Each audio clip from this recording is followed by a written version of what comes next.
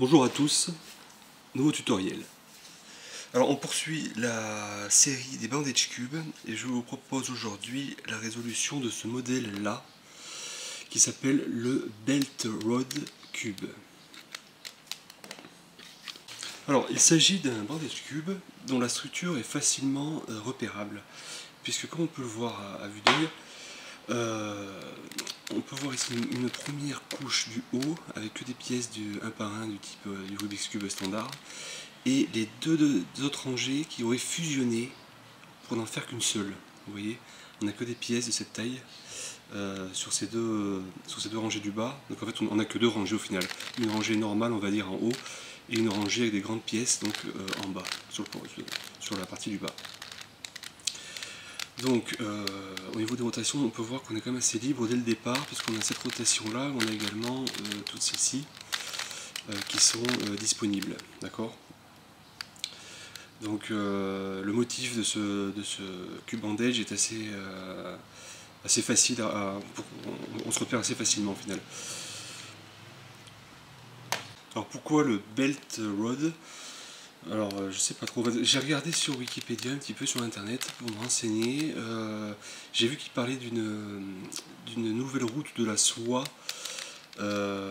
pour échanger entre la Chine et l'Union Européenne. Et c'est pour faire des échanges à la fois ferroviaires et maritimes. Donc il y a deux voies de communication, donc je sais pas, vu qu'on a deux couches.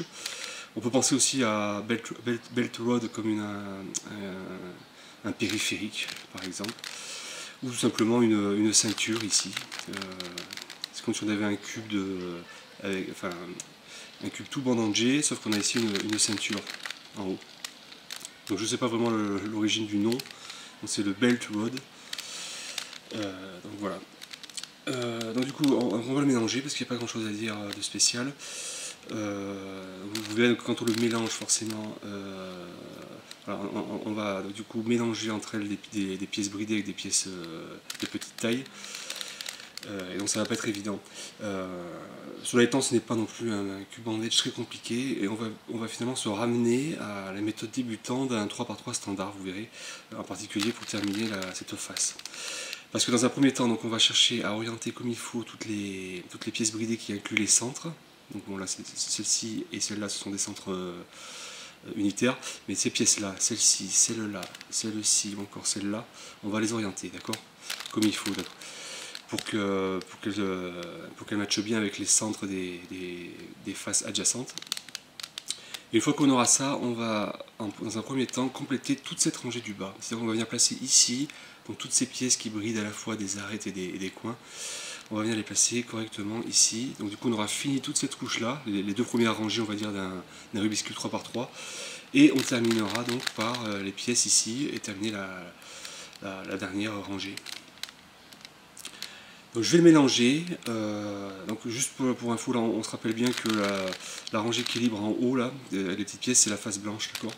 Donc on terminera par la face blanche, on commencera par la face jaune et toutes ces deux rangées latérales. Je le mélange et on attaque la résolution. Donc voici le Belt Rod Cube dans un état mélangé. Donc pour commencer, on va déjà repérer les deux centres unitaires, vous savez, donc c'est le blanc, on l'avait dit en haut, et le jaune en bas. Et on va s'occuper donc de venir orienter comme il faut toutes ces pièces qui incluent les centres, qui brident les centres. Celle-ci par exemple, elle serait en place puisque la partie jaune pointe sur le centre jaune, d'accord.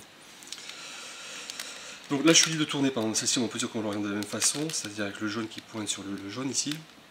Je tourne celle-ci, elle est déjà en place, il ne me reste plus que celle-là, donc j'ai plus qu'à tourner, je suis libre afin de la placer et l'orienter correctement. Et de ce fait, donc, on a tous nos centres, on va dire, orientés.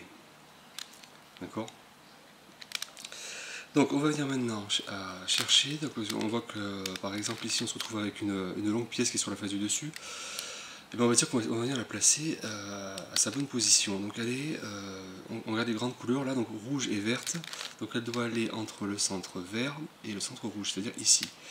Donc ce qu'on fait, c'est qu'on se met en position juste là. Donc c'est une des techniques qu'on fait pour venir placer ce genre de pièces ici.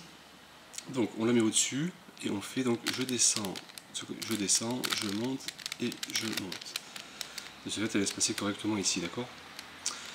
Là-haut, est-ce que j'ai encore une longue pièce bridée? Non, j'en ai plus.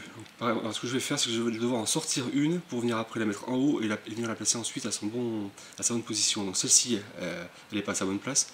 Elle devrait aller là, entre bleu et orange. Donc je la sors, je la passe au-dessus. Donc on fait la même chose. Je descends, je monte, je monte. Elle est ici, donc je l'amène juste au-dessus de l'emplacement où elle doit aller. Et je fais la même chose. Je descends, je monte, je monte. Et elle s'est bien mise, d'accord? Celle-ci, j'en ai une en haut là, verte et orange. Donc je la mets en place là, et je fais la même chose. Je descends, je monte, je monte. Très bien.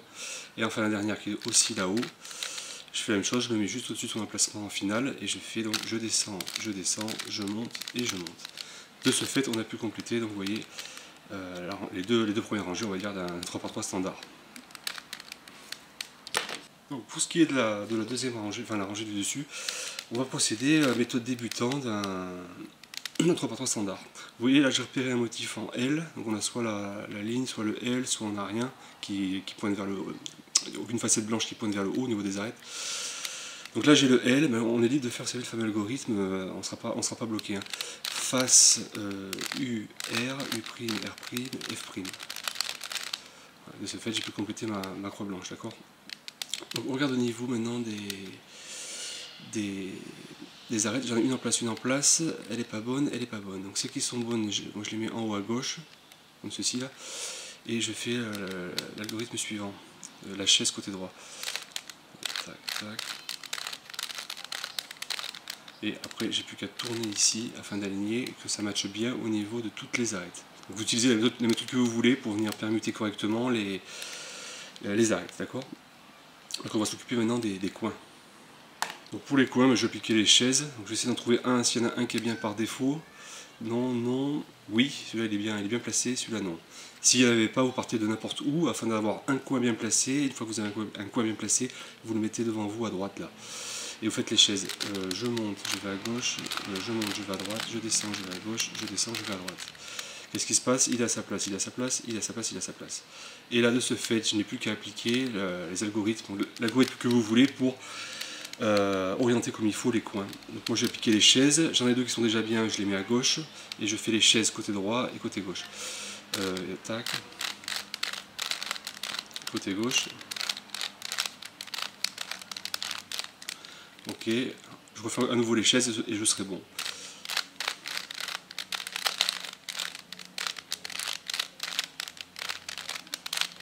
Voilà, et de ce fait, j'ai pu compléter la résolution du road belt.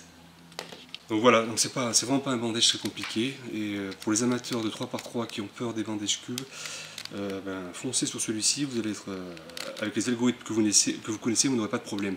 La partie la plus intéressante au final, ce sera la première partie.